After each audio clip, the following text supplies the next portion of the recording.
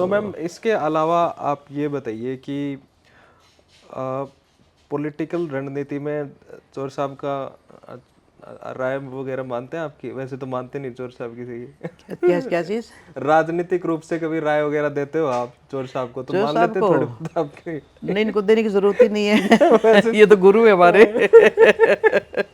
उल्टा ये जो कहते हैं हम उसको अडॉप्ट करते हैं कि ये क्या कह रहे हैं। अच्छा। अब जो इलेक्शन का टाइम था, ब्रजेंद्र को थोड़ा सा थी थोड़ी सी उसको कि मुझे नहीं लगता इलेक्शन उतना स्मूथ है अच्छा, जितना आप लोगों को लग रहा है। ब्रजेंद्र ने कहा। ब्रजेंद्र ये कहते थे और चौहान साहब कहते थे नहीं, अब की बार माहौल बहुत फर्क है। मैंने इतने इलेक्शन लड़ लिए और ऐसा माहौल तो कभी देखा ही नहीं मैंने। इतना पॉजिटिव माहौल था कि हम कभी इस दिमाग में ये आया ही नहीं कि इलेक्शन हार भी सकते हैं।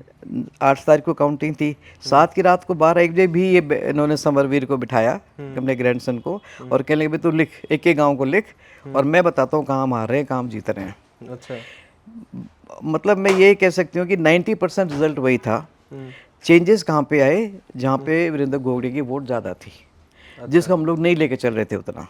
हम लेके चलते कि 15-20 हज़ार के करीब इसके आ जाएंगी, काले की भी वही 10-12 के करीब आ जाएगी, सुनील वाले की भी थोड़ी बहुत आ जाएगी, लेकिन ये 30+ पे जाएगा इतनी उम्मीद नहीं थी। अच्छा, 30 तो प्लस। लास्ट मिनट में ये कहते भी बहुत, अगर कम से कम भी लेके चलो ना मार्जिन, तब भी हम 4-5 हज़ार से जीत रहे हैं।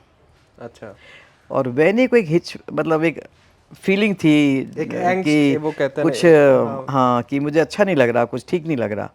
इसकी फिर गीतांजलि से थोड़ी चैटिंग हुई तो कहता है गीतू, मैं चाहे मैं 5 वोट से जीत जाऊँ। तो अच्छा। गीतू ने मुझे ये फ़ोन करके कहा कि मम्मी वैनी तो कुछ डिस्टर्ब सा लग रहा है। मैं कहा देखो, जो खुद कैंडिडेट हो और इतना बड़ा इलेक्शन है, कैंडिडेट इतने खड़े हैं चारों तरफ, रेबल्स खड़े हैं, उनकी भी एक अपनी वो जो हमारे को दिख रही है, उनकी जो तैयारी है, और जो कि नहीं होना चाहिए लेकिन हो रहा है, तो उससे मन में डर तो होता ही है। थोड़ा लेकिन वो डर सच साबित हो गया जब ब्रजेंद्र का मतलब रिजल्ट आया।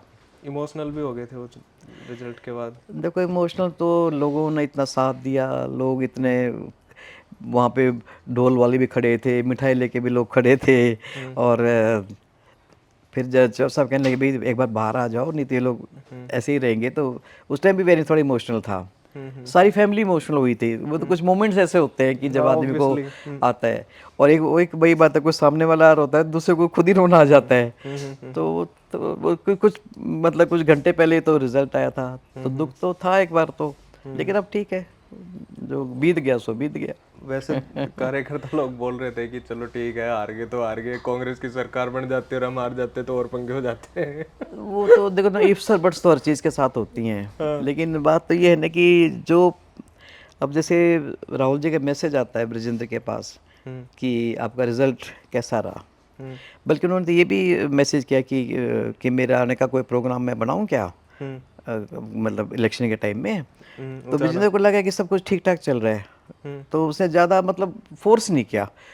नहीं तो कौन नहीं चाहता कि चाहे प्रियंका जी आती, चाहे राहुल जी आते, कौन नहीं चाहता कि आए।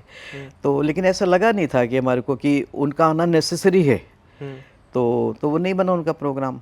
और फिर जब रिजल्ट आया तब उन्होंने पूछा कि, उन्होंने मैसेज किया कि आई लॉस्ट बाय 32 वोट्स। तो राहुल जी का जवाब आया तो कि भाई व्हाट इज़ द रीज़न।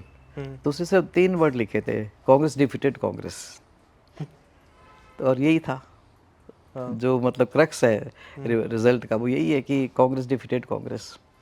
ये तो मैम पहले भी लग रहा था, पता नहीं कांग्रेस के लोगों को ये बात समझ क्यों नहीं आ रही थी कि मतलब इतना डिसऑर्गेनाइज्ड वो थे, सबके सब पहले ही पद उन्होंने बांट भी दिए थे, चीफ मिनिस्टर के भी, मिनिस्टर के भी, एमएलए नहीं बने, बाकी सब कुछ सरकार बना ली, सब कुछ कर लिया था उन्होंने। देखो ये तो देखो हर पार्टी में होता है।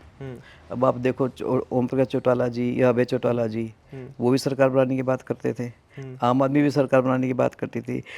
होप तो हर एक आदमी लेके चलता है, लेकिन रिजल्ट तो जनता ने देना है ना।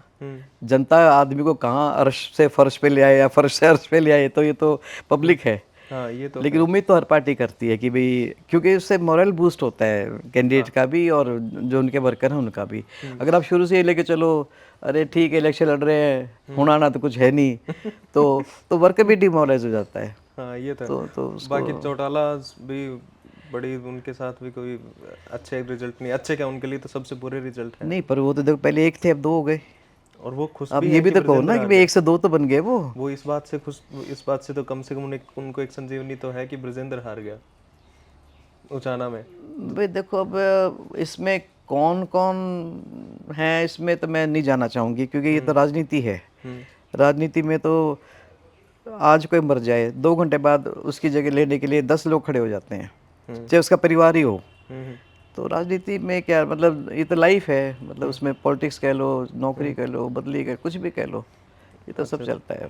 ओके, हम लास्ट में आप कुछ कहना चाहेंगे, कंक्लूड कैसे करना चाहेंगे आप हरियाणा के पॉलिटिक्स के या बस इलेक्शन के ऊपर? कंक्लूड तो यही है कि जीवन है, इसको अच्छे से जियो, और पॉजिटिव आपका एटीट्यूड रहेगा, अच्छी बातें दिमाग में आएंगी, अच्छी बातें सोचोगे तो अच्छा होगा। और अगर आप नेगेटिव ही सोचोगे, नेगेटिव ही आपके मन में फीलिंग आएंगी, तो आप डिप्रेस भी होगे, आपका मन भी नहीं लगेगा, आपको दुनिया यूँ लगेगी कि कुछ नहीं रहा दुनिया में। तो वैसा नहीं होना चाहिए। आदमी का माइंड हमेशा पॉजिटिव रहना चाहिए कि जो हो गया वो हो गया, जो बीत गया सो बीत गया, अब आगे की देखो। हर रात के बाद सवेरा होता है, हाँ, ये तो सवेरे का इंतजार करो। Okay, so ma'am thank you so much for being with us. Thank you बहुत बहुत शुक्रिया। आदित्य। ओके।